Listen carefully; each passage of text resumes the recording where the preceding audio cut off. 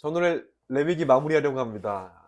지난번까지는 저희가 20장까지 쭉 했는데 세 번째 시간까지 어쨌든 레위기에서 말하는 그 거룩에 대한 이야기, 그리고 어떻게 지켜나가야 되는지에 대한 이야기, 그리고 하나님이 도대체 왜 이렇게 구분하시는지 중요한 인사이트를 얻던 시간이라면, 이번에는 또 좀 다양하게 그러나 또 중요한 요소들이 다루지 않나 생각을 하는데, 이번에 21장부터 마지막 장까지 나누게 되는 거죠. 네. 네.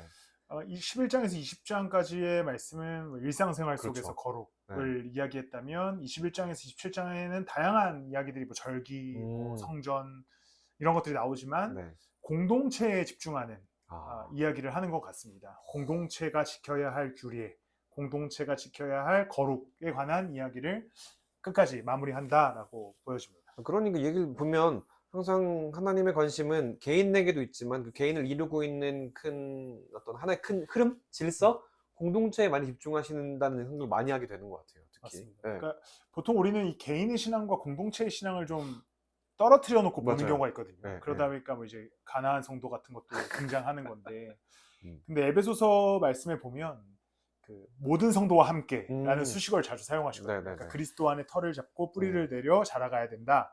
모든 성도와 함께 그렇죠. 지혜를 구해야 된다. 이것은 중요한 공동체적 측면인 것 같습니다. 그럼 교회로 봤을 때 지금 저랑 목사님이랑 레위기를 하지만 또 저 앞으로 예배 교회 관련된 얘기를 하신다고 하셨잖아요. 그것도 충분히 연결될 가능성들도 네. 중요하게 짚어 가시겠군요. 네, 이제 7월 셋째 8월? 주부터 네. 저희가 약 7주 정도의 교회에 관한 이야기를 할 텐데, 구약과 신약을 좀 다양하게 보면서 교회 이야기해야죠. 흐름들도 가져오겠다. 열심히 뭐 헌금 얘기는 안 하고. 자, 그러면 이제 21장부터 쭉 한번 얘기를 해보는데, 약간 성소 얘기도 있고 제사장들 얘기도 있고 뭐 다양한 얘기들이 이제 뭐 재물에 대한 얘기도 있고 뭐 여기 얘기가 있는데, 어떤 얘기가 핵심인가요? 일단 21장, 22장은 제사장과 재물에 관한 이야기를 하게 됩니다. 네. 이거 사실 명확하게는 그냥 거룩함에 관한 이야기를 그렇죠. 하는 거죠. 21장은 제사장의 이야기를 하면서 제사장은 거룩해야 된다. 뭐 예를 들어서 육체에 흠이 있는 자는 제사장 가문이라고 할지라도 제단에 나아가지 못한다. 뭐 재물에 관한 이야기를 하면서도 마찬가지로 뭐 부러진 것이나 뭐 여기 갑자기 말이 막히는데 눈먼 것이나. 그렇지, 그럴 수 있죠. 이게 다 관념적 표현입니다. 네. 굉장히 좀 갑자기 좀 이건 감수성이 없네요. 성경이. 어쨌든 이것은 안 된다. 온전한 그렇지. 것이어야만 기쁘게 드려진다. 그래서 레위기 21장 6절 말씀을 보면 차우스 혹시 읽으실 수 있으면 한번 읽어주시면. 잠시만, 26절 말씀 7절인가요? 21장 6절. 그들은 아니죠. 맞습니다. 그겁니다. 네, 읽겠습니다. 그들은 하나님께 거룩하게 구별된 사람들이니 그들이 섬기는 하나님의 이름을 욕되게 해서는 안 된다. 그들은 주에게 제물을 살라 바치는 이들, 곧 하나님께 음식을 바치는 이들이기 때문에 그들은 거룩해야 한다. 결국에 뭐 핵심은 거룩입니다. 거룩해야 된다. 막 사실 이것저것 뭐 흠이 있으면 안 되고 다쳤으면 안 되고 이런 이야기들을 하지만 결국 핵심은 거룩해야만 제사를 받아 주시겠다라고 하는 말씀이죠. 확고하네요. 진짜. 네, 확고합니다. 근데 우리는 이 부분을 보면서 보통 어떻게 적용해 가냐면 우리를 굉장히 열심히 제사장에다가 대입합니다. 그래서 많이 들어보셨을 거예요. 야, 거룩하게 예배해라. 흠 없이 예배해라. 거룩한 제사장이 되라. 뭐 거룩한 제사장은 신약에 나오는 표현이기도 하지만요. 네. 그런데 우리는 이 본문을 어떻게 전 이해했으면 좋겠냐면 그리스도 중심적으로 좀 이해해 봤을 때 흠 없는 대제사장, 흠 없는 제물, 이미 예수 그리스도가 되신 거죠. 그렇죠. 그러니까 우리는 이 말씀을 보면서 내가 거룩한 제사장으로 예배자가 돼야지라고 말하죠. 묵상하는 게 아니라 이거 잘못된 묵상이라고 생각되어지고 그리스도가 흠없는 대제사장과 흠없는 제물이 되셔서 우리를 이미 거룩하게 하셨다. 그래서 우리는 지금 자유롭게 예배할 수 있게 되었다. 이 관점으로 이 말씀을 이해하는 것이 더 은혜롭다고 생각되어집니다. 그러니까 우리가 흠 없어져야 된다는 우리가 가야 될 목표점이잖아요. 지금은 우리는 흠이 많잖아요. 그쵸. 그런데 살면서 성화와 영화의 단계로 성화의 단계로 가야 하는 건데, 그건 목표 지점이지 우리가 지금 완전히 흠이 없어진 건 아니잖아요. 그쵸. 실질적으로, 본질적으로. 네. 이 부분 자체가. 이것은 그리스도가 하신 일이죠. 그렇죠. 네.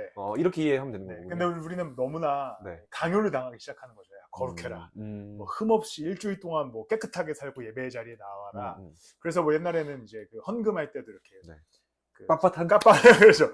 구별된 헌금을 해라. 당연히 네. 그 안에는 하나님을 향한 마음의 의미가 그쵸, 있지만 네. 우리는 이 구약의 제사장과 제물에 관한 이야기를 묵상할 때 예수 그리스도를 중심으로 묵상해 본다면 신약에서 결국에 이 모든 것은 그리스도가 제사장 되셨다, 제물 되어 주셨다라는 것으로 이게 점철되기 때문에 그걸로 본다면 우리는 흠이 있는 제사장이었는데 그리스도가 우리를 거룩하게 해주셔서 이제 우리는 예배할 수 있게 되었다. 대속의 은혜가 크네요. 네. 그래서 일주일 동안 때로는 흠 있는 인생을 살지라도 그쵸. 주일에 예배할 수 있는 은혜를 얻게 되었다. 이것이 더 놀라운 말씀이 되는 것 같습니다. 그러니까 우리는 먼지가 묻을 수밖에 없는 하나님 다 털어주시잖아요. 네. 그러니까 어떻게 보면 하나님한테 들어가면. 그러니까 저는 개인적으로 이렇게 표현하니까 하나님은 청소기다. 예수님은 청소기가 아닐까. 맞습니다. 그분한테 가면 우리가 묻었던 모든 것들이 털어져 나오니까. 네. 예수님이 깨끗하신 분이니까. 이런 생각이 그렇죠. 드는데요. 근데 우리는 너무 네. 거룩성을 좀 요구하다 보니까 교회에서 가면을 쓰는 경우가 생기기 시작합니다. 그렇죠.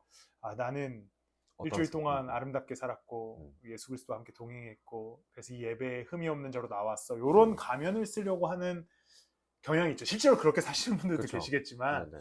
그러다 보니까 공동체가 점점 더 뭔가 형식화되고 좀 가면을 쓰게 되고 서로가 서로를 꾸미게 되는 문제가 생기는 것 같습니다. 이게 극단으로 펼쳐지는 부분이 있는 것 같아요. 맞습니다. 특히 이제 어떤 부분은 너무 힘들다는 얘기 많이 하는 사람도 있고 반면에 너무 좋다는 얘기 많이 하는 사람도 있고 그러니까 어떻게 보면 사람 냄새가 안 난다? 정확히 말해서 우리 안에는 희로애락이 다 갖고 있는 거잖아요. 맞습니다. 즐거움과 슬픔과 기쁨과 뭐 노여움이 다 있는데 그걸 온전히 표현할 수 없는 환경들이 있는 거죠. 왜냐하면 목사님 말씀하셨던 것처럼 거룩해야 한다라는 그 전제 때문에. 그렇죠. 네, 맞습니다. 그 어려움이 있는 것 같아요. 그래서 우리는 그리스도로 인하여서 거룩함을 입었다. 그렇죠. 나의 흠 있음이 흠 없음이 되었다. 그렇죠. 그 은혜로 예배하는 거. 입었다라는 표현 너무 좋은데요, 네, 저는요. 맞습니다. 네. 그렇죠. 입었죠. 네. 그리스도의 옷을 입었다. 네. 자, 다음으로 넘어가 볼게요, 그럼요. 네, 23장입니다. 네. 23장에서는 이제 여러 가지 절기들에 대해서 이제 이야기하게 됩니다. 짧게 이야기하게 되는데 한 번씩 정리하면 좋겠다라고 생각해서 제가 짧게 정리했는데요. 먼저는 이제 안식일, 중요하죠. 그리고 봄의 절기를 나누고 가을의 절기를 나누고 상반기와 하반기를 나누고 그 다음에 이제 이 절기에 담겨져 있는 의미들을 우리에게 보여주는데요. 사실 우리는 이제 뭐 절기를 지키지 않죠. 약간 이런 건가요? 우리나라에는 뭐 이렇게 뭐 하지가 있고 동지가 있고 이슬 나는 것처럼 그런 느낌이죠. 네. 그런데 네. 다 하나님의 역사와 관련이 있는. 아. 네. 그런데 우리는 이거를 지키지 않으니까 그럼 우리는 무엇을 이걸 통해 묵상해야 되는가 생각해봤을 때 그 절기가 담고 있는 의미가 있지 않겠습니까? 있겠죠. 네. 그 의미 안에서 우리는 예수 그리스도를 어떻게 묵상할 것인가를 네. 좀 보면 좋겠다라고 생각해서 이제 하나씩 짧게 준비했습니다. 네, 한번 나눠주세요. 네, 첫 번째는 이제 안식일이죠. 네. 안식일은 뭐 봄과 가을과 상관없이 매주 지키는 그렇죠.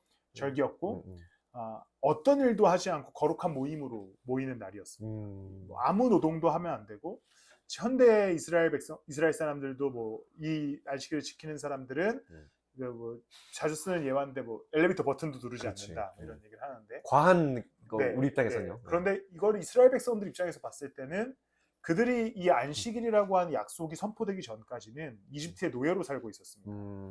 완벽한 노예 생활을 하던 그들을 하나님께서 건져내 주셔서 안식일을 허락하시면서 그렇죠. 일주일에 하루는 쉬어라. 아무것도 하지 말아라. 이것은 사실 놀라운 그들에게 은혜가 되는 것이죠. 왜냐하면 주 7일을 아마 이집트 땅에서 노동하면서 때로는 채찍도 마시면서 엄청난 막중한 그 일로서 살아가고 있었을 텐데 그렇죠. 갑자기 하나님이 그들을 건져내신 다음에 일주일에 하루는 아무것도 하지 마. 나만 묵상해라. 내가 먹여줄게 라고 하는 약속이기 때문에 이것은 이스라엘 백성들에게는 엄청난 은혜와 위로의 날이라고 느껴집니다. 저희 예전에 어디서 카더라인데 어떤 나라에서 3일 쉬고 3일씩 쉬는 방식 그리고 일주일 쉬는 방식 뭐 9일하고 쉬는 방식을 여러 가지 해봤다고 하더라고요. 근데 6일 하고 하루 쉬는 방식이 더 좋았다 뭐 이런 얘기. 아 그래요? 네, 한번 찾아봐야 될 것 같은데 그냥 카더라 어딘가에서 주워 들은 얘기가 있었어요. 근데 만약에 현대 한국 사회의 주 6일제로 바꿔버리면 엄청난 분노가 찾아오지 않을까. 사실 저희 목사님이랑 저랑 어렸을 때는 그렇죠. 6일 동안 주 6일제였죠. 그쵸. 또 학교 다녔잖아요. 그쵸? 네, 맞습니다. 그런 일이 그때 막 주 5일 되면 나라 망한다 막 이런 맞아. 그런 일이 있었던 것 같은데. 잘 흘러가고 있는데. 여기에서 좀 궁금한 건 네. 창조의 쉼이라고 말씀하신 부분이 있어요. 네. 그러니까 우리는 어쨌든 이 모세 오경이 이게 창세기라는 얘기가 어떻게 모세가 이제 하나님 감동으로 쓴 걸 우리가 알고 있는데 창세기에서 이제 6일 동안 일하고 하루 쉬었다라는 부분도 네. 되게 중요한 함의를 많이 이제 창세기에서 표하더라고요. 이게 맞습니다. 안식일과 많이 연결되는 신학적 해석이면서 또 중요한 상징적 의미라고도 볼 수 있는 건데 어떻게도 이 부분을 하나님께서는 우리를 당신의 형상대로 지으셨죠. 지으셨고 네. 하나님께서 쉬시는 어떤 동작, 행동을 보여주심으로써 우리도 그와 같이 함께 쉬게 하시는 은혜를 허락하시는 것 같습니다. 사실 하나님은 굳이 쉬지 않으셔도 되는 분이시지만 내가 쉬니까 너희도 쉬어라. 우리 함께 이날에 교제하자, 예배하자. 이런 의미로서 쉬지 않으셨을까 생각이 있습니다. 그러니까 대장님이 쉬는데 야 쉬어. 그렇죠. 너는 일해 같이 쉬자 이렇게 하시니까 쉬지도 않으실 수 있는 분이 함께 쉬면서 우리에게 쉼 허락하셨다는 게 놀라운 얘기긴 하네요. 네. 그렇죠, 맞습니다. 자 다음은 이제 봄에 지키는 절기들이 네. 4개가 등장합니다. 네. 첫 번째는 유월절. 이건 참 많이 들었어요. 네, 유월절은 뭐 우리가 너무나 잘 그렇죠. 알고 유월절 어린양 그렇죠. 비로. 네. 10번째 재앙 때 나온 거 아닌가요? 맞습니다. 네. 이제 장자들을 다 죽이는 그렇죠. 출애굽 당시의 재앙 때에 하나님께서 이스라엘 백성들에게 문설주에다가 피를 발라 놓으면 그렇죠. 내가 지나가겠다. 그래서 이걸 영어로 패스오버 하겠다. 그래서 그것을 이제 기념하기 위해서 이 유월절을 지키기 시작합니다. 이게 저는 개인적으로 이걸 읽을 때 와, 내가 이집트 왕의 관점에서 되게 잔혹하다라고 생각되지만 또 하나님께서 일하시는 방식을 보면 하나님의 일하심은 참 엄청나구나. 이렇게까지 해서도 말을 안 들으니까 이렇게까지 하시는구나 생각 들기도 하고 참 이걸 볼 때 어렸을 때는 야, 좀 다양한 그런 마음이 들긴 하더라고요, 개인적으로. 그렇죠. 당시에는 뭐 좀 무서운 장면이기도 그렇죠. 하고. 장자라는 또 이 개념, 또 의미도 있는 건가요? 첫째를 그렇죠. 죽였다라는. 맞습니다. 그게 첫째를 거죠. 죽이는. 그래서 이거를 나중에는 유월절을 우리는 이제 지키진 않지만 네. 그리스도께서 유월절 어린 양이 되셨다. 그리스도께서 우리를 위해 피 흘리셔서 우리의 인생의 문설주에 피를 바르심으로 우리를 죄와 사망으로부터 패스오버 하게 하셨다라고 하는 은혜를 그대로 주게 됩니다. 어린 양의 피로 우리 문이 열렸다는 거잖아요. 네, 맞습니다. 이것은 항상 유월절은 우리는 이제 지키는 절기가 아니지만 네. 우리는 항상 유월절과 같이 살아갈 수 있는 은혜가 위로가 있는 것처럼 보여집니다. 그 다음 절기는 뭐 초실 때는 뭐예요? 다음은 두 번째 무교절입니다. 무교절이구나. 네, 무교절은 네. 유월절이 지나고 나서부터 일주일 동안 7일간 지키는 건데요. 무교절. 빵 안 먹는 건가요? 무교병 떡을 먹는 겁니다. 이제 떡을 먹는 거구나. 우리나라 말이 아니죠. 이스트, 효모를 넣지 않은 빵. 사실 굉장히 뻑뻑하고 또 사실 맛이 없는 부풀지 않은 빵이니까요. 그걸 먹으면서 고난을 묵상했습니다. 우리가 이집트에서 고난 당했었지. 우리가 노예로 살고 있었지. 그런데 하나님께서 이 고난으로부터 우리를 건져내 주셨다라는 것을 기념하기 위한 소위 뭐 한국으로 따지면 광복절인 거죠. 독립기념. 그렇죠. 네, 그런 광복절. 기념의 절기였고, 그러니까 이스라엘 백성들은 그 과거를 기억하기 위해서 빵을 먹는 행위를 지속했던 것이죠. 우리에게는 또한 무교절을 당연히 지키진 않지만 예수 그리스도가 없이 살아가는 인생에 대한 묵상, 하나님이 부재하는 삶에 대한 묵상을 또한 할 수 있어야 되지 않을까에 대한 생각을 합니다. 그러니까 하나님의 필요를 느끼고 그리스도의 사랑을 좀 갈구하는 그런 삶의 태도가 필요하지 않을까. 이 무교절은 실제로 내가 뭔가 고난을 당하지 않으면 잘 떠오르진 않을 것 같긴 해요. 그러니까 우리 인간이 약한 인간이라서. 그렇죠. 네. 맞습니다. 하나님이 그러니까 하나님이 내가 있을 때와 부재할 때 그 감각이 없는 사람이라면 이걸 느낄 수 있을까 과연? 그렇죠. 이런 좀 생각이 들긴 하네요. 저는 제 입장에서. 그러니까 그런 이 민감도라고 표현해야 될까요? 어떻게 그것을 느끼기 위해서 일부러 고난을 또 당할 수 있는 건 아니고. 근데 핵심은 너네는 그 이집트에서의 어려움을 기억하라. 그걸 기억하면서 하나님 이 딱딱한 빵을 먹으면서 그 안에서의 너의 변화들. 그러니까 하나님은 우리를 위해서 일하시고 계셨고 우리를 구원하셨구나. 이걸 기억해야 된다는 말로 좀 맞죠? 그 말이. 결국에 여기서 중요한 핵심들은 모든 절기의 핵심들을 기억하는 겁니다. 핵심. 기억하는 겁니다. 그래서 뭐 빵을 먹음으로 기억하고 아무것도 하지 않음으로 기억하는 것 그런 것이죠. 네. 이제 세 번째는 초실절입니다. 이제 무교절 기간이 월요일부터 시작되면 이제 6월절이 끝나고 일주일이 시작되면 그때 찾아오는 첫 안식일 그 다음 날이 아. 조실절입니다. 이때는 이제 봄이어서 첫 보리를 그렇네요. 수확하던 시기인데 이 첫 보리를 여호와 앞에 바치는 감사의 고백을 하는 절기였습니다. 이것은 뭐 명확하죠. 이스라엘 백성들은 이집트에 살 때 본인들의 땅도 없었고 그렇지. 소출이 없었는데 하나님이 약속하신 땅으로 그들이 들어가서 보리라고 하는 소출을 얻게 됐을 때 그것에 대한 감사 그리고 그것에 대한 기쁨을 찬양하는 그렇죠. 날인 네. 것이죠. 그러니까 우리도 우리의 삶에 어떠한 얻어지는 삶의 결과물들 또 그런 삶의 뭐 은혜들을 네. 감사로 고백할 수 있어야 하지 않는가에 대한 것이죠. 이스라엘 백성들에겐 강제화되어 있었던 감사이지만 그렇죠. 우리도 삶의 현장에서 예수 그리스도의 은혜를 감사할 수 있는 삶의 태도나 이런 것들이 필요하겠다라는 생각이 들었습니다. 그 다음에는 77절인가요? 네, 77절입니다. 조실절이 지나고 50일째가 되는 날인데 이때는 아마 49에서 7절이었구나. 네, 맞습니다. 맞습니다. 그래서 7, 이때 49. 밀을 수확했다고 합니다. 밀을 수확해서 이때는 누룩을 넣은 떡 2개를 하나님께 바치고 이제 깊은 축제를 드리는. 그러니까 보리보다는 밀이 주식이었기 때문에 정말 기뻐하고 뭐 추수감사주일 같은 느낌이겠죠. 그렇겠구나. 네. 그래서 이제 이때는 정말 즐거워하고 그리고 행복해하고 하나님께 감사하는 기쁨과 축제에 관한 그러한 절기였습니다. 여기가 이제 이 오순절이 이걸 말하는 거예요? 77절을? 맞습니다. 네, 그러니까 오순절이라고 하는 것은 우리가 성령감림절이라고 그렇죠.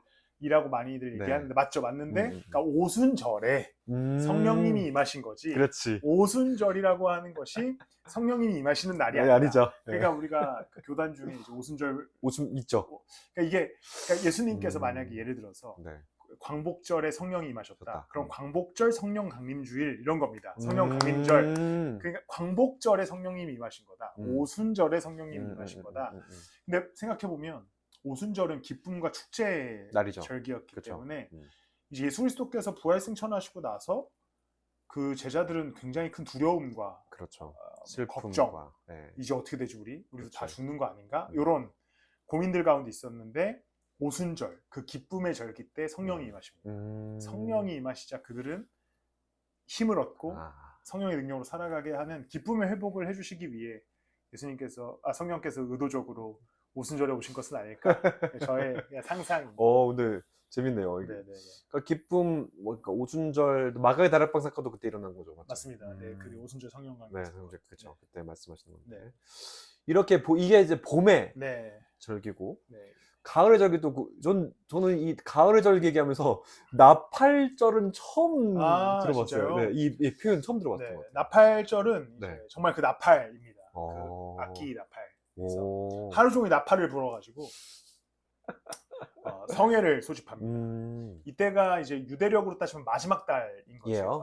그래서 그러니까, 마지막 달이니까 한 해의 마지막이 시작되었다라는 것을 나팔을 불어서 알리고 예배를 소집하고 한 해를 돌아보게 하는. 약간 그 송무영신예배 그렇죠. 같은 그런 느낌이에요? 느낌입니다. 네, 딱 그런 느낌입니다. 그래서 이것은 한 해 동안 우리가 얼만큼 하나님을 제대로 따라갔는가 묵상했는가를 좀 더 돌아보게 하는 시간이었지 않을까 싶습니다. 그것도 중요하니까 이거 하나 돌아보는 그렇죠. 부분이. 맞습니다. 네. 그리고 속죄일은 참 많이 들어본 것 같아요. 네. 이제 대속죄일입니다. 그렇죠. 1년에 한 번이었고 대제사장이 지성소에 들어갈 수 있는 유일한 날인 것이죠. 그렇죠. 네. 그러니까 성소에는 제사장들이 늘 출입할 수 있었지만 제사를 위해서 성소 안에 있었던 지성소는 이 대속죄일에만 들어갈 수 있었습니다. 그리고 와서 백성들의 모든 죄를 사함받는 절기로서 이 대속죄일을 지키게 되는데 우리는 어느 때나 언제든지 지성소에 들어갈 수 있는 특권을 얻게 되었습니다. 휘장이 갈라짐으로 말미암아. 그러니까 이제 우리는 근데 너무나 안 들어가죠. 너무 들어가기 쉬워서 그런가? 잘 안 들어가네. 1년에 한 번씩 해야지. 다들. 폐쇄해서 그런가 보다. 뭐 개방돼가지고 맞지 안 들어가요. 너무 안 들어가. 문제가 되죠. 그러니까 늘 우리가 얼마만큼 우리의 삶의 성전의 지성소에 방문하고 있는가를 또 묵상해 볼 수 있어야 될 것 같습니다. 그렇게 이제 되게 중요한 발견이다. 이거 맞습니다. 이렇게 지성소에 들어가는 쉬운 상황에서도 안 들어가는 우리를 좀 한번 돌아보면서 다음으로는 이제 그 초막절은 저도 예전에 은평교회 다닐 때 참 많이 들었던 것 같아요. 네. 관련해서 네, 은평교회 다닐 때 많이 그랬던 것 가서 같습니다. 맞아요. 초막절. 네. 초막절은 이제 광야 생활을 음, 기념하는 거라고 해야 될까요? 네. 기억해야 되는 걸까요? 그러니까 이제 모든 곡식과 과일을 다 이렇게 수확하고 나서 이걸 이제 창고에 넣지 않습니까? 그렇죠. 그럼 뭔가 배가 부른 상황이잖아요. 근데 그때 텐트를 치고 다시 돌아가는 거구나. 광야 생활을 하게 합니다. 와. 그러니까 하나님을 계속해서 묵상하게 하는 놀라운 것이죠. 그러니까 와. 의도적으로 장막을 치고 초막으로 들어가서 일주일간을 살아야 되는. 디테일 쩐다는 표현을 하시면 그렇죠. 되겠네 진짜. 맞습니다. 네. 와. 그러니까 심지어 당장 수학을 했으니까 그치. 이걸 즐겨야 되는데 기쁘게 너무 기쁘지. 갑자기 야 초막으로 들어가. 텐트 쳐. 어. 거기서 다시 고난을 묵상해. 야 하나님 없이는 우리가 어떻게 살겠냐. 그래. 하나님 없이 우리가 저 수학을 어떻게 그래. 했겠냐. 이것을 묵상하게 하는 절기고 이것은 현대 이스라엘 사람들도 굉장히 지키고 있습니다. 그래서 뭐 구글 같은 데 찾아보면 네. 뭐 그 베란다나 이런 테라스 같은 데다가 초막을 만들어 가지고 네. 거기서 일주일 동안 생활하거나 캠핑 가는 거 캠핑 가는 거 아니죠? 요즘은 다들 초막절 잘 지키고 있죠. 네, 근데 또 교회 안 오고 캠핑 가는 경우가 있어가지고 이렇게 또 가을과 봄과 나눠졌다는 말씀 되게 맞습니다. 재밌네요. 네. 절기의 핵심은 결국 기억. 그렇네요. 네, 기억이고 쉼. 음. 두 가지가 있는 것 같은데 그러니까 우리는 얼마나 하나님을 기억하고 있는가. 기억이라고 하는 것은 이제 과거의 기억도 있겠지만 오늘 나를 위해 일하시는 하나님을 얼마나 묵상하고 있는가에 대한 의미이기도 할 것 같습니다. 그래도 확실히 저는 이렇게 기억이라는 건 의미가 우리는 그냥 평소에 기억 잘 안 하고요. 강제로 뭔가 했을 때 빨리 기억하게 되는 것 같아요. 예를 들어서 우리나라에도 뭐 3.1절이 있고 제헌절이 있고 이게 있으니까 이때가 헌법 만든 날이구나. 뭔가 정해놔야 우리는 인간은 기억을 하지. 그렇지 않으면 잊고 사는 경우가 참 많다 생각하게 됐어요. 그 놀라운 게 성경에 다 있구나라는 생각이 들었어요. 개인적으로. 이런 생각을 하게 되는 또 시점이고 그러니까 그걸 기억하면서 저는 이 마지막에 얘기했던 초막절이 좀 인사이트가 좀 오네요. 그러니까요. 네. 딱 그냥 과일을 다 저장하고 나서 가야 그렇죠. 되는 것 자체가 네. 우리에게 늘 즐거움이 있는데 그 즐거움을 잠시 밀어놓고 다시 그 과거의 자리, 묵상의 자리로 나아가는 건 인간이라면 참 뭐라고 할까요? 이게 있는데 도파민이 터질 것 같은데 그걸 못 누리는 거잖아요. 맞습니다. 유예하는 거잖아요. 네. 야, 그거 쉽지 않은데 네. 그 생각이 듭니다. 그러니까요. 하나님께서 참 치밀하게 잘 맞아요. 절기를 짜시는 것 같다. 네, 설계 너무 잘하시는 것 그러니까요. 같아요. 와, 너무 깜짝 놀랐습니다. 네. 다음은 이제 어떤 내용을 하게 됩니까? 다음은 이제 성소 관리 그리고 이제 신성 모독에 대한 처벌에 관한 이야기를 합니다. 성소를 이제 굉장히 중요하게 여기니까요. 그렇네. 네, 그러니까 이제 특별히 이것은 우리에게는 항상 저는 늘 강조하는 고린도전서 3장 16절 너희가 하나님의 성전인 그렇죠. 것과 네. 우리의 성소는 얼마나 잘 관리되고 있는가 잘 유지되고 있는가를 좀 묵상하게 하는 것 같습니다. 이것은 굉장히 이제 좀 되게 깐깐한 법처럼 느껴지고 네. 또 뭔가 이렇게까지 해야 되나 싶을 정도지만 하나님은 그만큼 당신의 임재 장소와 일하시는 장소에 대한 거룩함을 강조했던 것이고 그럼 오늘날 내가 성전인데 그럼 나는 얼마나 그렇게 하나님을 묵상하고 있는가 제대로 모시고 있는가에 대한 생각을 하게 되는 것 같습니다. 그러니까 어쨌든 하나님이 거하시는 공간 우리도 거주 공간에 대해서 어쨌든 내가 중요하다고 생각하는 공간들은 잘 자기가 감독하고 관리하고 또 하잖아요. 네. 그런 측면에서도 우리가 예배하는 곳 그리고 그러니까 예배하는 실제적으로 가는 공간이든 내 몸이든 우리가 더 잘 관리할 수 있는 필요가 있다는 걸 여기서 많이 느끼게 됩니다. 맞습니다. 그렇게 돼서 이제 뭐 이런 거가 있습니다. 등불과 진설병 규례에서 뭐 이제 등불에다가 항상 올리브유를 부어서 불이 꺼지지 않게 해야 되고 또 안식일마다 떡 12개를 차려 놓아서 이 진설병을 항상 둬야 되는 것. 근데 생각해 보면 지금이야 올리브유를 그렇지. 시장에서 구입할 수 있잖아요. 맞아요. 근데 이스라엘 백성들이 이 불을 태우기 위해서 계속해서 올리브를 따다가 짜서 기름을 내서 그 기름을 계속 공급했을 겁니다. 사실 엄청나게 귀찮은 작업이거든요. 그치. 왜냐면 올리브유를 만드는 작업부터 했어야 됐기 때문이죠. 근데 하나님께서는 이것을 요구하시는 것 자체가 결국에 성전을 만들어 간다는 것은 그 정도의 헌신, 섬김, 순종을 요구하시는 것 같습니다. 그렇게 이제 뭐 그런 것들 요구하시고 10절부터 23절은 하나님의 이름을 모독한 자들을 심판할 것에 대해서 얘기하게 됩니다. 네, 그래서 이제 뭐 저주한 자, 하나님을 저주한 자를 진영 밖에서 돌로 쳐 죽여라. 말의 책임, 뭐 동해보복법 이런 것들에 관해서 엄격히 적용시키게 됩니다. 레위기 24장 16절 보면 주님의 이름을 모독하면 그는 반드시 사형에 처해야 한다. 온 회중이 그를 돌로 쳐야 한다. 거류민이든지 본토인이든지 주님의 이름을 모독하면 사형에 처해야 한다. 그렇지. 네. 그러니까 우리는 이제 표현의 자유를 얘기 많이 하잖아요. 네. 기본적으로 요즘 사람들은. 그런데 표현의 자유를 넘어서는 그렇죠. 우리가 하지 말아야 했던 말, 네. 그리고 절대적인 권위에 대한 부분이 있는 것 같아요. 그렇죠, 맞습니다. 그러니까 하나님을 향한 마음의 어떤 순결함, 그렇죠. 그리고 거룩함에 대한 것을 강조하신 것 같고, 또 떡과 등불에 대해서 제가 얘기할 네. 때는 늘 생각하는 것이 하나님이 이 두 가지, 예수 그리스도께서 이 두 가지 이미지를 스스로에게 이야기하시거든요. 난 생명의 떡이다. 맞아요. 나는 세상의 빛이다. 그렇죠. 근데 이걸 묵상해 보면 성전 안에 꺼지지 않는 빛, 성전 안에 늘 두어야 하는 떡, 그것은 무엇일까? 그리스도네요. 네, 다 그리스도인 것이죠. 그러니까 오. 우리의 삶이 성전이다라고 생각했을 때 그러면 내 안에 그리스도께서 늘 살아계시는가, 빛으로서, 떡으로서 살아계시는가를 좀 묵상하게 하는 말씀인 것 같습니다. 그 옛날 노래 있잖아요. 내 안에 사는 이 예수. 맞습니다. 뭐 그런 차가 있는데 갑자기 그 생각, 가사가 생각나네. 내 안에 사는 이. 근데 그렇게 못 살아서 그렇지. 가사가 뭐 떠오르는. 예수님 나가세요. 오셨어요? 네, 가택 침입죄.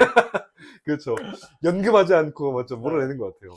네. 엉망이죠. 남인 줄 알고. 네, 예수님 밖에서 앉아 계시고 문 두드리고 계시고. 그렇지. 네. 문 안 열어주고 있고. 안 열어주고. 네. 가끔 가끔 필요할 때 잠깐 들어오세요. 그렇죠. 이렇게 하는 신앙이 가까운 신앙인 것 같습니다. 그런 부분이 좀 있는 것 같아요. 그러니까 예수님을 그런 거잖아요. 어떤 집에 아파트로 지금 맞죠? 관리인처럼 느끼는 것 맞습니다. 같아요. 네, 관리인이고 약간 이제 필요한 거 다 해결해 주는 관리인. 그렇네. 그냥 관리인도 아니고 맞네. 필요한 걸 다 해결해 줘야 되는 관리인. 해결해 줘야 되는. 해결해 줘야 되는 관리인이죠. 관리인 취급하는 것 같아요. 정확히 말해서. 맞습니다. 너무. 좋은 인사이트입니다. 그래요? 다음에 설교 때 설명드리겠습니다. 저는 아파트 안 살아가지고 모르겠는데 그 동거인이 아니라 함께 거주하는 맞습니다. 사람이 아니라 좀 그런 느낌을 많이 받는 것 같아요. 그 빛과 그러니까 이 생명의 어떤 떡 그리고 빛 이거는 좀 되게 확 다가오는 느낌이에요. 맞습니다. 자, 이제 다음은 어떤 얘기가? 그리고 25장에서는 안식년과 희년에 관한 기록을 하게 됩니다. 요즘은 안식년 하면 목사님들이 이제 쉬고 노는 날인데 할 수 있을지 모르겠습니다. 저희는. 근데 이때는 참 이게 사실 놀라운 법이거든요. 말도 안 되는 법이거든요. 맞죠. 왜냐면 이제 먼저 안식년은 7년 동안 7년마다 그 땅을 쉬게 합니다. 와, 대박. 그러니까 농사를 짓지 않게 합니다. 그러니까. 근데 그렇다고 해서 거기에 소출이 안 나는 게 아니잖아요. 그렇죠. 왜냐면 심어놓은 나무가 있을 것이고. 그렇죠. 그걸 누가 가져가냐? 가난한 자. 약자가. 그리고 들짐승들이 와. 먹게 합니다. 7년에 한 번 땅의 주인은 그걸 그냥 두고 보아야만 그렇죠. 하는 상황이고. 그렇죠. 사실은 안식년은 쉬는 날처럼 느껴지지만 포기하는 날인 것이죠. 그렇네. 네, 내 거를 포기하고 그렇네. 다른 사람을 위해 사용하는. 갑자기 이거 안식년이 얼마 안 남았는데 좀 걱정되기 시작하네요. 무엇을 포기해야 되는가. 그렇지. 포기한다. 네. 그래서 이제 7년마다 땅을 묵혀두면서 가난한 자들이나 이방인들이 와서 음식을 먹을 수 있게 하는 규례였습니다. 이것은 뭐 이제 놀라운 규례고 뒤에 희년이 더 놀랍습니다. 이제 8절부터 55절까지 희년에 관해서 얘기하는데 그 이스라엘 백성들이 살았던 가나안 땅 터는 그 하나님이 명령하신 대로 지파별로 나누어 가졌잖아요. 네. 첫 번째로 나누어 가진 그 땅의 형태가 있었을 것이고, 근데 세월이 흐르다 보면 서로 뭐 팔기도 하고, 그렇지. 뭐 거래가 일어나고. 근데 50년째 딱 되는 때 원점으로 돌립니다. 리셋하는 거죠. 각 지파는 원래대로. 그렇다면 많이 가졌던 자들은 포기하게 되고, 그렇지. 적게 가졌던 자들은 다시 원상복구가 되는 그런 법이죠. 그러면서 이때는 그냥 이 땅에 대해서만 그렇게 하는 것이 아니라 빚진 자들도 종로부터 해방되는 가족의 품으로 돌아가는 이러한 일들이 벌어집니다. 근데 이것을 하나님께서 어떻게 표현하시냐면 거룩한 해다라고 얘기합니다. 거룩한 해. 이 해는 거룩한 해야 너희 땅에 살고 있는 모든 주민에게 자유를 공포해라. 이렇게 말씀하시거든요. 진짜 놀라운 법입니다. 이거 공동체에게. 이 자본주의 관점에서 말도 안 되는 말도 안 법이긴 되죠. 하잖아요, 말도 안 진짜로. 되죠. 그런데 바로 이제 또 네. 그렇죠. 네. 그리고 막 공평을 또 부르짖는 사람들한테는 그렇죠. 또 이게 말이 되냐? 맞습니다. 내가 획득했는데. 네. 진짜 말도 안 되는 법인 진짜. 거죠. 네, 그래서 진짜 말도 안 되는 거죠. 이런 법이 있었던 이유는 하나님이 명확한 걸 보여주시는 겁니다. 내가 주인이야. 아, 내 맘대로 해야지 내가 그렇지. 주인인데 니네가 뭔데? 내가 원상 복귀시키라고 하면 복귀시키고 가난한 애들 밥 먹이라고 하면 먹이고 그렇지. 종을 자유인으로 주라고 하면 자유인 그래. 줘야 돼. 이건 다 내가 주인이야 라는 것을 명확하게 이야기하시는 겁니다. 맞네. 온 만물의 주인은 나다. 네. 네. 내가 이렇게 지정한 거야. 맞습니다. 그러니까 이게 놀라운 일인데 우리는 우리 삶에 대한 소유권을 항상 내가 가지려고 하는 거죠. 그렇죠. 네, 그래서 이거를 하나님께로 돌려 하나님께 원상복구시켜라고 하는 것에 우리가 잘 하지 못하는 그런 태도를 전 이게 제일 어려워요, 진짜. 내 삶은 내가 주인이 되는 경우들이 훨씬 많잖아요. 운전하는 경우도 많은데 이 소유권을 돌려 할 때 잠깐만 이 부분은 제가 좀 가지고 있으면 이런 거 너무 많아요. 맞습니다. 이게 진짜 쉬운 쉬운 일이 아니죠. 이 부분은. 그러니까 이제 막 예를 들어서 저 사람한테는 좀 많이 빌려줬는데 이거 너무 억울하다. 그렇지. 생각이 들 것이고. 그렇지, 그럴 수 있죠. 그러다 보니까 저는 이런 무슨 생각을 했냐면 50년이라는 세월 동안 땅을 빌려주고 할 때 약간은 좀 이거 어차피 다시 나중에 못 돌려받거나 그치. 원상복구 될 텐데 그냥 너네 그냥 써라. 이런 식의 문화도 만들어지지 않았을까라는 생각이 듭니다. 어차피 하나님 거니까 니네들이 알아서 써. 근데 50년이라 살아 그 당시 50년 못 살았잖아요. 맞아요. 그러다 보니까 이제 아버지 왜 아버지 그렇지. 왜 이거 해가지고 이런 식으로 그런 일들이 일어났을 겁니다. 네, 참.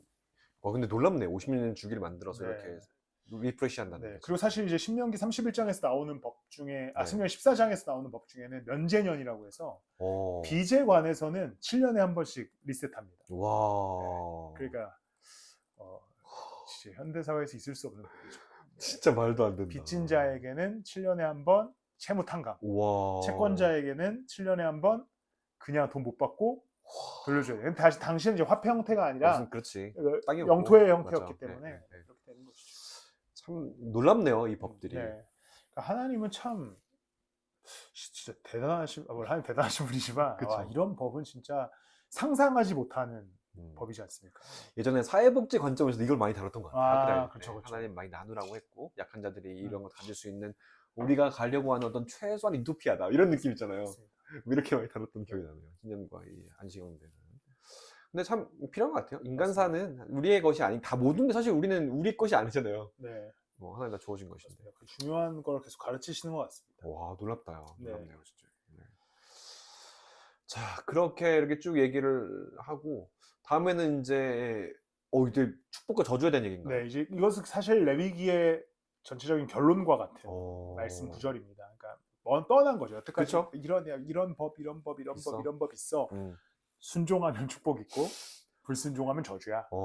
이것에 대한 것을 명확하게 이야기하지만 결국에 저주에 관해서 이야기할 때는 그냥 끝내시지 않고 대신에 마음을 낮추고 죄를 자복하면 다시 회복시켜 줄게 라는 것을 명확히 해주십니다. 그러니까 하나님께서는 순종하면 복 준다. 근데 불순종하면 두드려 맞는다. 근데 불순종했는데 다시 돌아오면 다시 복 준다. 이것에 대해서 앞에 이야기한 수많은 법률들을 정리하시는 것이죠. 참작해 주는 거죠. 어떻게 보면 너희가 열심히 다시 돌아오면 반성하면 돌아올 수 있게 해줄게. 레위기 26장 12절 13절을 보면 이렇게 기록됩니다. 나는 너희 사이에서 거닐겠다.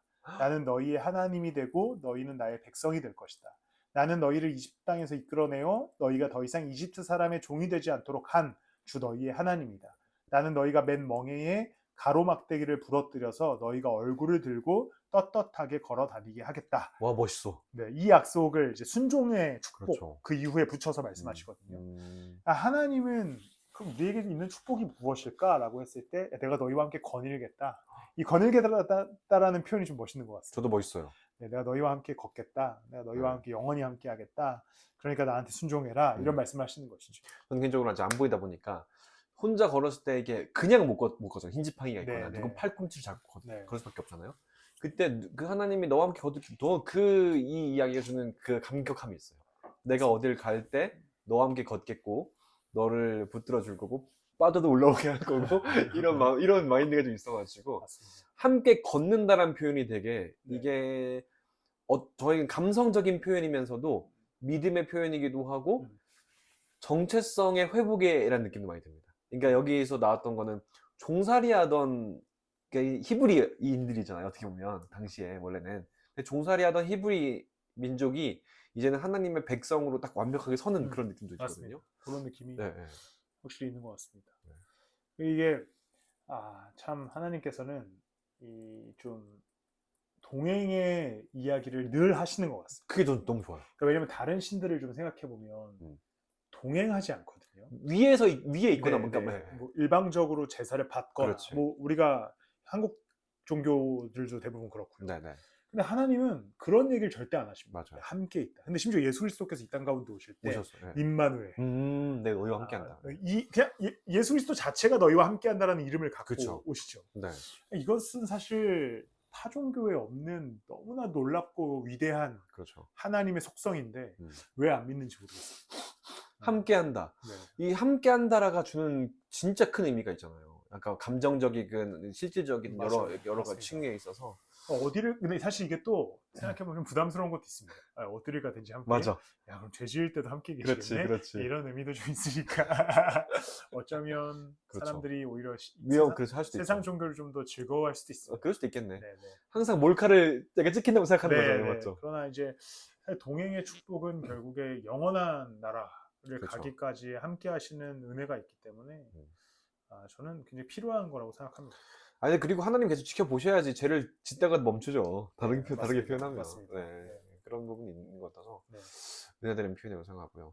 이제 딱 이제 마지막 서원 11조 뭐 이런 얘기들이 네, 맞습니다. 있더라고요. 이제 뭐 네. 학자들은 이게 나중에 붙었을 것이다. 부록이다? 이렇게 보기도 합니다. 부록으로 뭐 서원과 11조 규례를 만들어서 이제 붙였을 것이다. 어쨌든 뭐 하나님께서 명령하신 것일 것이고 1절부터 29절까지는 서원 예물에 관해서 얘기합니다. 뭐 사람, 가축, 토지 등을 서원했을 때 그것을 이제 이것을 주겠습니다라고 했을 때 줘야 된다. 근데 만약에 안 줘? 그러면 5분의 1의 벌금을 더해 120%를 내야 된다. 이런 거죠. 20%의 이자는 좀 꽤 빡센데. 그렇지. 네. 근데 요즘에 예전에 이게 서원 얘기하니까 뭐 서원기도 했다 뭐 이런 거 되게 그렇죠, 많았던 것 그렇죠. 같아요. 근데 맞습니다. 남용됐던 느낌 참 많이 들었었거든요. 예전에는. 근데 이 서원이라는 게 함부로 하나님께 한번 맹세하지 말라. 또 서원하면 지켜라라고 했었던 것 같은데 그래서 예전에 약간 무슨 부흥회나 이런 데 가면 여러분 서원하십시오. 서원 헌금, 서원 기도하면 뭐 그대로 해야 된다. 이런 압박들이 참 많았던 시절이 있었던 것 같아요. 근데 사실 여기서 말하는 서원은 그런 네. 의미가 아니라 네. 사람과 사람 간의 약속을 의미하는 거죠. 네, 내가 너 이거 줄게, 얼마 100만 원 줄게. 그치. 근데 안 줬어. 그럼 다음에 120만 원 줘야 돼. 그렇지. 이런 걸 얘기하는 건데 우리는 너무 남용을 한 거죠. 네, 오용을 맞습니다. 한 거죠. 맞습니다. 오용을 한 거죠. 근데 서원이 이제 거기에서 나오죠. 예를 들어서 나시린으로서 그렇죠. 서원. 이걸 나오지만 그래도 우리가 그 나시린으로서는 약간 특별한 케이스잖아요. 맞습니다. 네. 맞습니다. 우리가 네. 보편적 케이스라고 보기는 어렵고. 그 막 11조 규례도 여기 있네요. 네, 11조 규례를 이제 나오게 되는데 뭐 네. 토지 소출과 가축의 10분의 1은 하나님의 소유이므로 주에게 바치는 거룩한 제물이다. 그러니까 11조의 이제 진정한 의미는 명확히 얼마 해야 되는가가 아니라 주님에게 바치는 거룩한 제물. 너의 주인이 누구냐라는 것에 대한 명확한 행동으로서 보여주는 의식인 것이죠. 그러니까 내가 100을 벌었는데 10을 하나님께 드리면서 나의 주인 하나님이십니다. 이거 다 하나님 때문에 얻게 되었습니다. 라는 것으로 고백하며 내어내는 것이 바로 11조다라고 보여주는 것이죠.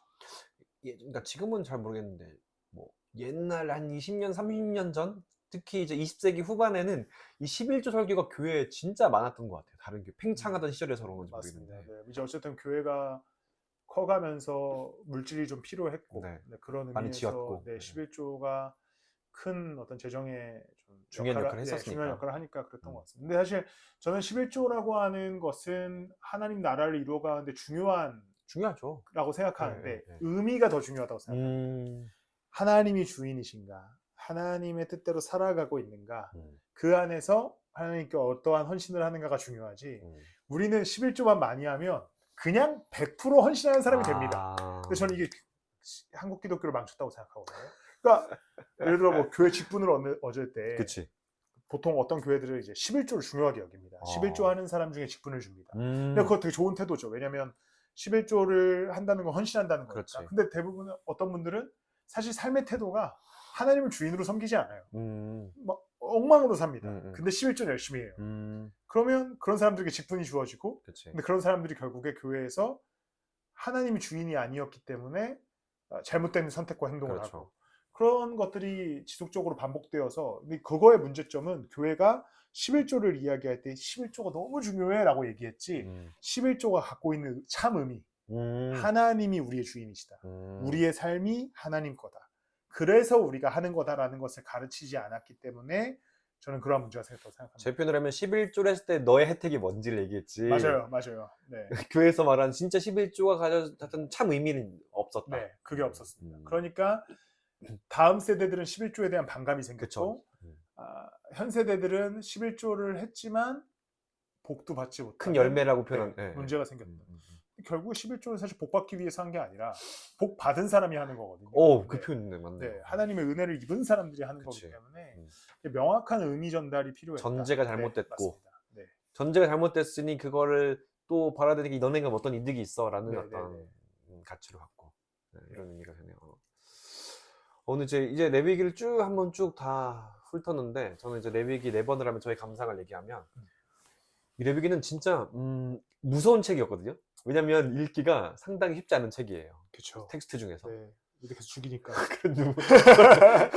아들 죽고 도와주지 말라고 그러고 잘못하면 또 죽어. 그렇지. 맨날 죽어. 막 이렇게 되죠. 근데 이건 되게 하나님의 사랑이 곳곳에 펼쳐져 있는 것 같아요. 맞습니다. 이 디테일이 엄청나. 그리고 네. 생각만 사람들이 레위기를 무서워하는데 그냥 읽으면서 그 하나님이 곳곳에 심겨놓은 그 아까 말했던 여러 가지 디테일들, 뭔가 초막절에 대한 그 디테일도 있고, 그리고 지난번 했던 것처럼 이런 아픈 사람들과 또는 아이를 낳은 사람들과 또는 뭐 여성분들의 한 달에 하면 그 부분, 많은 부분까지도 하나님의 따뜻한 배려의식가 너무 담겨 있어요. 사람들의 존중이 너무 담겨 있는 걸 많이 느꼈어요. 그래서 어제 한번은 저희가 목사님이 한번 이 레위기를 가지고 설교를 하셔도 충분히 되게 생각이 많이 들었던. 나중에 타락해가지고 11조만 10조 동안 10조 동안 11조만 계속 때리는 거죠. 교회 이사 갈 때쯤 돼가지고. 그런 의미가, 그러니까 뭐 되게 디테일한 게 많구나. 맞습니다. 사실 정말 하나님의 은혜와 사랑이 우와. 녹여져 있죠. 법률에는 인간을 위한 거가 투성입니다. 그러니까 우리는 보통 율법이라고 생각하면 하나님을 위한 거라고 생각하거든요. 그렇죠. 인간미가 없다고 생각해요. 네, 우리가 하나님을 위해서 이걸 지켜야 되고 하나님을 위해서 이걸 먹지 말아야 되고. 그렇지. 근데 사실 율법을 곰곰이 묵상해 보면 다 인간을 위한 겁니다. 인간의 건강, 인간의 신앙, 인간의 미래, 이런 것들, 공동체 부존. 그렇지. 그러니까 엄청난 법이죠, 사실은. 와, 놀랐어요, 저는 진짜.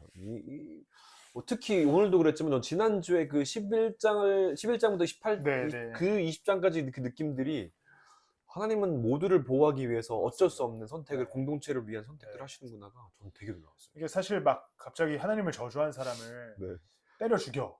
굉장히 잔인하죠. 그렇죠. 현대적인 관점으로 보면 잔인합니다. 그렇죠. 근데 하나님께서 이스라엘 공동체를 지키기 위한 정말 명확한 수조. 왜냐면 그 사람이 남아 있었다가는 하나님이 아닌 신을 섬기게 될 가능성이 생기고, 그렇죠. 그러면 온갖 백성들이 저주 가운데 있을 수 있으니까 그것을 빨리 제거함으로 공동체를 보존하고 유지하는. 그러니까 하나님의 법은 늘 아름답습니다. 그렇죠. 그 다이내믹도 있고요. 기본적으로 또 하나 말씀드리고, 아까도 말씀드렸지만 인간은 망각의 동물이기 때문에 맞습니다. 계속해서 기억하기 위한 많은 장치들을 넣어놓으셨어요. 네, 맞습니다. 그것들이 되게 놀라운 것 같아요. 계속 기억해야 되는데, 그러니까요. 기억하는 방법들, 어떻게 하면 기억할 수 있어를 계속해서 우리에게 심어주시려고 무던히도 애쓰시는 하나님의 그 디테일을 본 이 레위기였어요. 그러니까 오늘날은 또 예배 그렇죠. 하며 기억할 수 있게 하시고, 네. 또 말씀 묵상으로 기억할 수 있게 하시고 하는데 안 들어오네요, 성소에. 근데 놀라운 게, 지난번에 목사님 수일에 얘기했던 것처럼 성경은 우리가 다 사실 많이 읽어서 알잖아요. 안다고 생각하잖아요. 근데 이렇게 보니 또 다른 디테일들이 있다라는, 다른 면이 있다라는 걸 또 이제 보면서 알게 되는 지점이 있습니다. 그러니까 성경을 내가 다 아는 얘기야 라고 하는 사람은 진짜 그만하겠습니다. 그러면 어떤 면을 보는 거야? 어떤 점을 보는 건가요? 점선 면이라고 지금. 그분들은 그러니까 그렇게 네. 얘기하시는 사람들은 보통 그런 거죠. 아 이게 무슨 얘기인지 다 알아. 뭐 예수님 얘기하고 뭐 십자가 그치. 얘기하고 뭐 이런 네. 거겠지. 근데 그 안에 담겨 있는 이런 어떤 세부적인 네. 하나님의 은혜를 네. 모르는 거죠. 사실. 그렇죠. 그러니까 큰 구조는 알지는 몰라요. 맞죠? 맞아요, 맞습니다. 예수님 우리 위해 오셨어. 우리는 그분 죽였고 우리는 네. 그 자녀가 됐어. 네, 이 큰 구조인데 그 구조에 담긴 의미들이 그렇죠. 네. 곳곳에 녹아져 있는 거예요. 저는 이 구약에 이게 이렇게 레위기에 이게 담긴지 몰랐었거든요. 개인적으로. 네. 몰랐었는데 이게 담겨 있구나. 내년에는 레위기를 한번 가야겠습니다. 11조로요?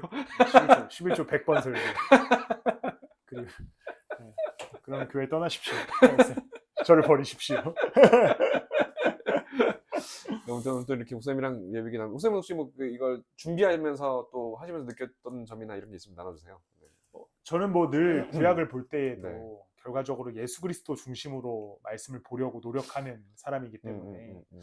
그렇게 보다 보니까 오히려 더 은혜가 있었던 것 같습니다. 그러니까 모든 절기, 율법, 또 하나님의 명령들이 예수 그리스도로 생각했을 때는 우리에게는 큰 자유를 주시기도 하고 은혜를 주시기도 한다라는 그런 생각이 있었어가지고 좀 더 놀랐습니다. 네. 성경 일독할 때 많은 분들 레위기에 막히실 텐데 이거 들으시면서 아 레위기 이렇게 하는 거구나 해서 한번 들을 수 있는 재미난 또 의미 있는 컨텐츠였다고 생각하고요. 레위기까지 가면 다행이죠. 아 출애굽에서 막히나요? 제 생각에는 창조 끝납니다. 창조 후에 바로 지구 멸망입니다. 바로 요한계시록이 맞습니다. 태초에 하나님이 천지를 창조하셨다. 끝이죠. 예수 어서 오십시오. 네. 이렇게 가는. 자, 오늘 이렇게 레위기 마무리했고 다음에는 어떤 얘기를 할지 잘 정하진 않았는데 다음에도 목사님과 함께 또 저와 목사님이 성경 공부는 이렇게 팟캐스트로 전체 공개하는 방식으로 계속 올려서 얘기를 진행해 보겠습니다. 고맙습니다. 네, 감사합니다.